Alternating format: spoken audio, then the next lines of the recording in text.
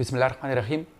ملګرو د نن ویډیو مراجعه کړې ده چې په تیر لس کاله کې پاکستان کې څومره بدلون راغلی دی د معاشره کې چینج څومره راغلی دی نو ګورئ بدلون خو په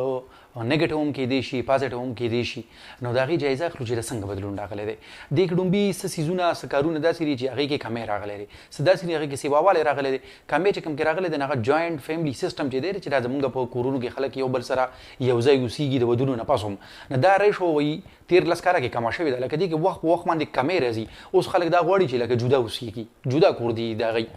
دویم چې دی نه اخبارات اخیستل او اخبارات لوستل چې دي نه دې ریشو کې کمی راغلی دی او بلکې ستاسو خیال کړئ نه لس کاله مخکې چې کله خلکو سره هغه ساده موبایل فونز و نو د هغې د وجې نه بیا اف ام ریډیو اورېده نو د ریډیو لیسننګ هغه ریشو د دې سمارټ فونو د وجې نه کمه شوه چې سمارټ فون کې خو د دنیا څیزونه دي نه هغه هغې کې چې خلک انټرسټ اخلي او هغه څیزونه دغه کېږي نه هغه ریډیو نه توجه د هغې غواړي دا کمه شوه هغه اوس چې کوم څیزونو کې سیواوالی راغلی دی نو هغې کې ډومبې چې کوم دی نه هغه دا دی چې خلک په تیزۍ سره د کلو نه ښارونو ته شفټ کېږي اربنایزیشن کېږي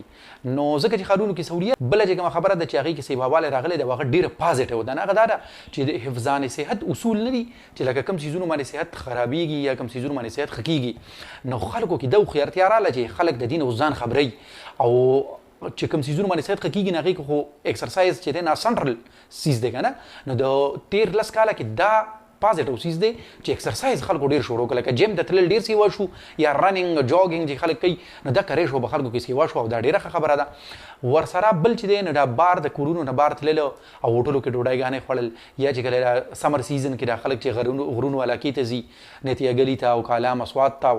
نو دا کریش هم سیوا شوې ده نو د دغې د وجې نه دا فوډ انډسټري او هوټل انډسټري چې ده نه دا ایکسپینډ شوه د دې ګروت وکړو او د ملک لپاره د کام لپاره خو دا ښه خبره ده ځکه چې د هوټل انډسټري سره روزګار د خلکو تړلی دی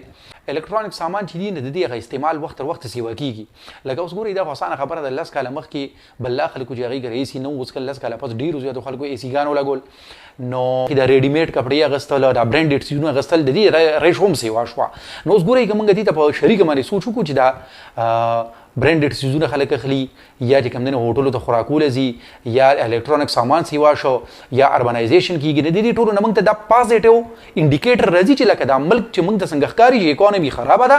او انفلیشن ډېر دی نه په خپل ځای باندې ټیک ده هغه دا خو لکه اورال چې دی نه که د بار نه پیسې راځي او که هر څه ریسورس یې هر څه دی خو اورال لکه سوسایټي چې ده نو اکنامیکلی او فاینانشلي د هغې لایف سټایل په بره روان دی ولاندې نه دی را روان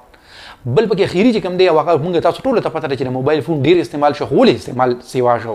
او اوس څه حال دی او راتلونکي کې به څه کېږي او فایده یې څه ده نه داسې ده چې دا اصل کې د 2013-14 کې چې کله د نواز شریف حکومت د 3G او 4G نیلامي وکړه د لایسنسو نو د هغې د وجې نه د 3G 4G د ټیکنالوجي چې پاکستان کې دا هغه ټرننګ پوینټ و د ټیکنالوجي د ترقۍ دپاره په دې ملک کې چې هغې سره انټرنیټ یو په 15 یو په لس باندې هغې یوز سیوا شو نو د انټرنیټ یوز چې سیوا شو نو هغه اوس په موږ باندې ډیپنډ کوي چې موږ ښه استعمال کوو که بد یې کوو نو لس کاله مخکې تاسو خپله سوچ وکړئ د چا څومره کسانو به یوټیوب چینلې وي څومره کسانو به فریلانسینګ کو مطلب دا دی چې ډېر د نیش برابر لکه وړو کې مالګه وه که نه اوس څومره خلک فریلانسینګ کوي څومره امیزون سره تړلی دی څومره آنلاین ټریډینګ کوي څومره ګرافیک ډیزاینینګ کوي او څومره یوټیوب چینلې دي څومره فیسبوک پیجونه دي نو دا ډېر بې شمېره دي نو دا تیر لس کاله کې د موبایل او د انټرنیټ د ایکسیسیو یوز د وجې نه دا هغه پازیټیو سایډ دی نیګیټیو سایډ خو موږ ته په موږ باندې ډیپنډ کوي چې څوک نیګیټیو استعمال کوي خامخا د هغې به نیګیټیو وي او ایوریج هر پاکستانی وایي د ورځې 2 غنټې موبایل فون استعمالوي اوس دا ناشنا غونډه ښکاري ځکه چې موږ ته خو بل خلک مخامخ داسې ښکاري چې هغې خو موبایل کې دي نه ټوله ورځ پکې اړوي نو دا ښه خبره نه ده د دې په خپله ځان له اصول جوړول پکار دي چې د موبایل استعمال څومره پکار دی نو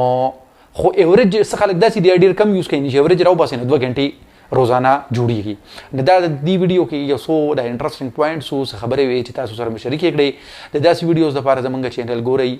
خدای مو ښه لاره